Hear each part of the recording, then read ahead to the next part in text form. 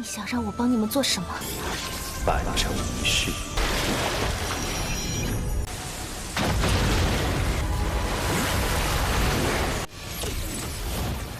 如般神通无力，万神之境将会显现出来。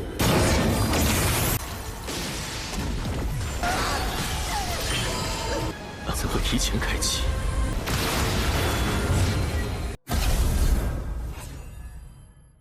Halo guys, welcome back to Kobe Movie. Kita bakal melanjutkan part 7 Changshen Jie, di mana hari ini bakalan sangat seru karena kita melihat Xiao Chen yang menemui beberapa setengah dewa guys. Maksudnya beberapa praktisi yang kekuatannya itu setengah dewa. Bahkan pertarungan dari setengah dewa aja itu membentuk bencana di atas langit. Seru bukan? So, nggak perlu basa-basi lagi, langsung saja kita masuk ke intro ya guys. Hehehe.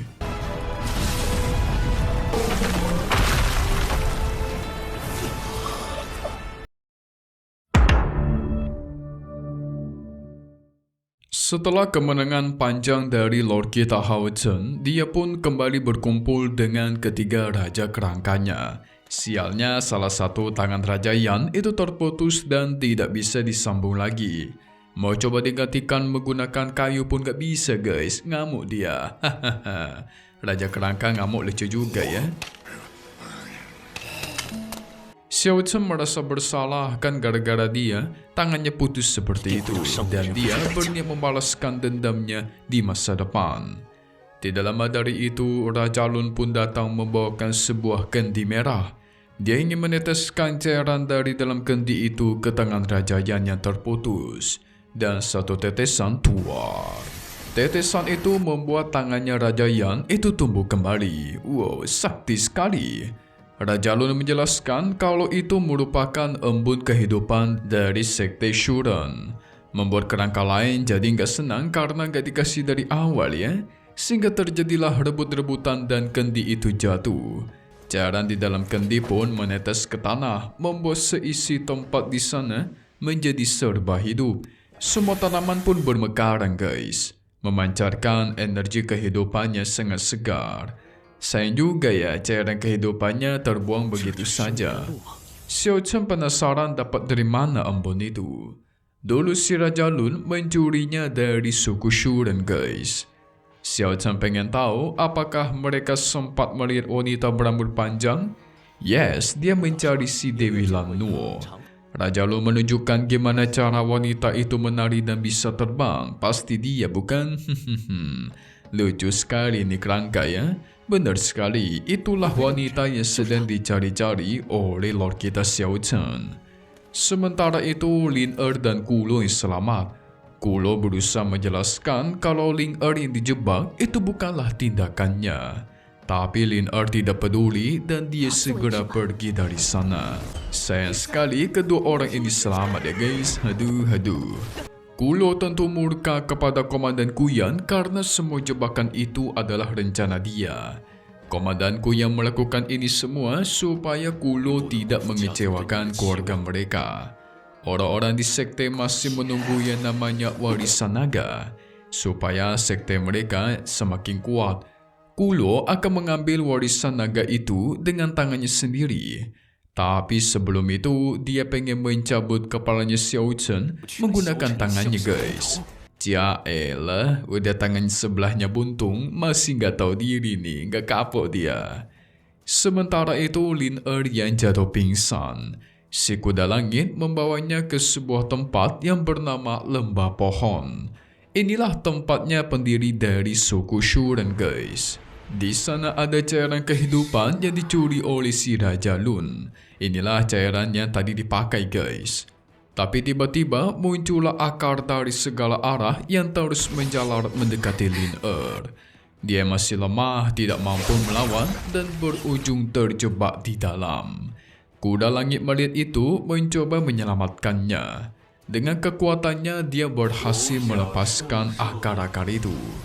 Nah sebenarnya suku dari si kuda itu berteman baik dengan suku Shuren. Tapi beda cerita dengan suku dunia luar. Mereka sebenarnya tidak boleh datang ke sini. Tapi si kuda sudah menganggap Lin sebagai pemimpinnya, sehingga suku Shoren pun membiarkannya guys. Suku Shoren pun memberikan satu tetesan cairan kehidupan, tapi dengan catatan Lin harus membantu suku mereka melakukan satu hal. Wah, kira-kira apa itu ya guys? Jangan-jangan disuruh mengincar Raja Lun yang sudah mencuri cairan mereka. 你想让我帮你们做什么？ 完成仪式。 Sementara itu Xiao Chen sampai ke tempat yang dikatakan oleh Raja Lun. Xiao Chen mencari-cari keberadaan Sang Dewi. Di dalam air yang ada di sana, ada sosok wanita yang berbaju ungu terus berenang ke sana kemari. Sepertinya inilah wanita yang Raja Lun maksud. Tapi dia bukanlah si Dewi guys, udah salah kaprah nih. Sang wanita yang keluar dari air, awalnya Xiao Chen mengira kalau dia adalah Dewi Lannuo. Xiao Chen pun memperkenalkan dirinya yang berasal dari alam manusia. Dia meminta bantuan si Dewi untuk membukakan pintu langit supaya dirinya bisa kembali ke kampung halaman. Yang ternyata dia bukanlah Dewi Lannuo, melainkan orang suci yang bernama Yan Qingcheng. Membuat Xiao Chen auto kaget dan diserang beberapa kali. Untungnya dia bisa menghindar. Tentu bisa sampai ke alam Changsheng itu merupakan sebuah berkah. Tapi kenapa si Xiao Chen malah memutuskan untuk pergi?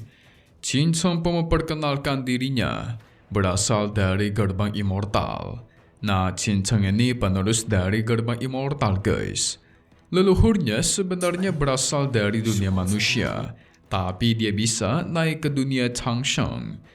Namun tiba-tiba terjadi keanehan di langit. Itu sebuah pertanda sudah terjadi sebuah kegemparan di Pulau Naga. Segera Qingcheng pergi ke sana dan menyuruh Xiao Chen untuk berhati-hati.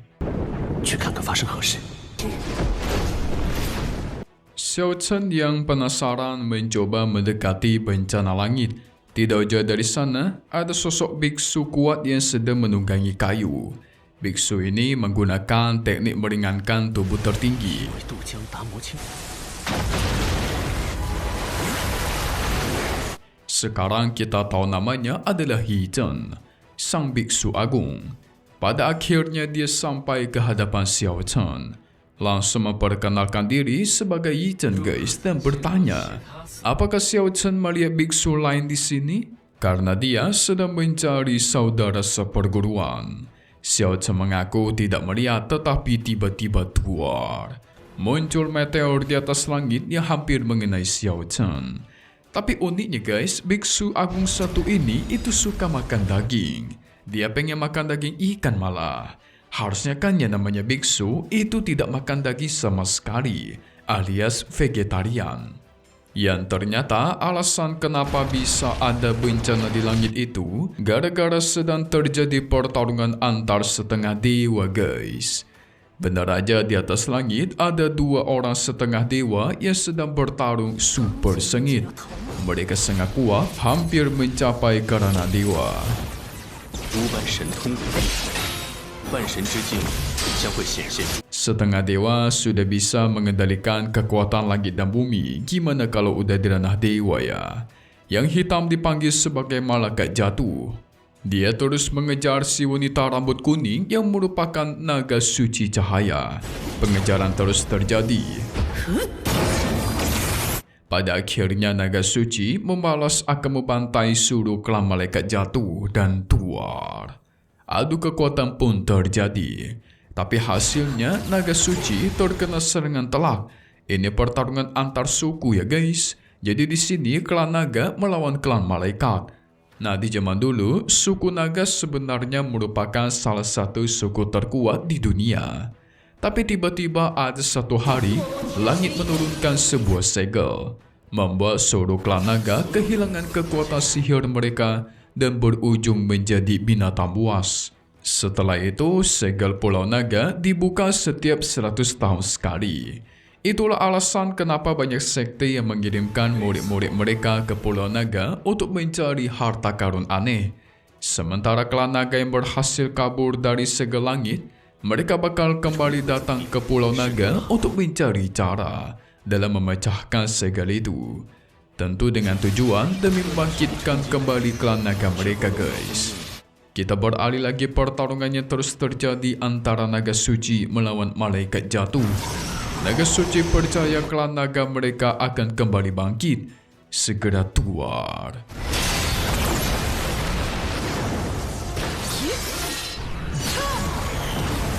Dia pun melompat dari tebing jatuh ke bawah air. Dan muncullah sosok naga raksasa yang melancarkan serangan langsung ke arah malaikat jatuh. Itulah si leluhur naga, guys. Xiao Chen yang belum pernah melihatnya tentu kaget, tapi tidak heran. Binatang buas naga tidak mudah untuk dilihat secara kasat mata. Tapi kalau semisal bisa mendapatkan teman atau pendamping hidup Raja Naga, maka bakal mendapatkan keuntungan besar. Buat kalian yang gak ngerti, jadi kayak gini. Setiap leluhur naga lahir kembali ke dunia. Akan lahir juga beberapa orang yang dinamakan juga sebagai Raja Naga Pendamping. Pendamping ini sebenarnya merupakan musuh paling kuat buat suku naga, guys.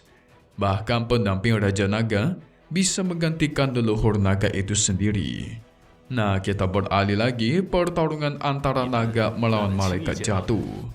Kelihatannya sih lebih unggul si naga ya, tapi keadaan mulai berbalik ketika dia terkena serangan langsung dari si malaikat jatuh. Waduh, sedari awal klan naganya harusnya kan sudah musnah ya. Leluhur raja sudah meninggoy ribuan tahun yang lalu. Malaikat jatuh melancarkan tebasan kematiannya dan tuar. Itu mengenai telak tubuh si naga dan dia pun meninggoy. Tetesan darah dari si naga menetes ke sungai, tapi itu malah memberikan efek membuka kembali segel langit yang ada di sana. Segel itu membentuk pelindung besar. Ini merupakan segel Pulau Naga yang terkenal itu, guys, bakalan terbuka. Malaikat jatuh terus menghindar, tetapi dia akhirnya malah terkena serangan dan tuar. Dia pun hancur lebur jadi abu. Pada akhirnya segel Pulau Naga pun kembali terbuka.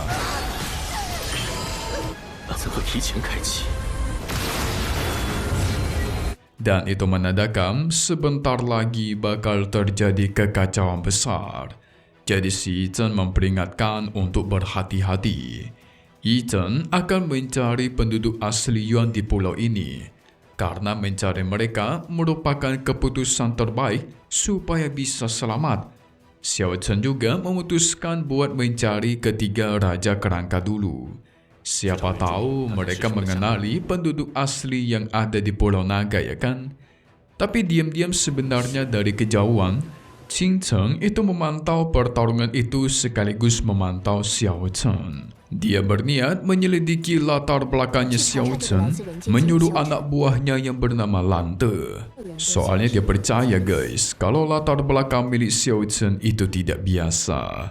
Mungkin gara-gara dia mengetahui Xiao Chen yang berasal dari Jiuzhou, yaitu dari dunia manusia, guys. Jadi penasaran dia. Seseru apakah kelanjutannya? Selesai dulu untuk part 7 Chang Shen Jie.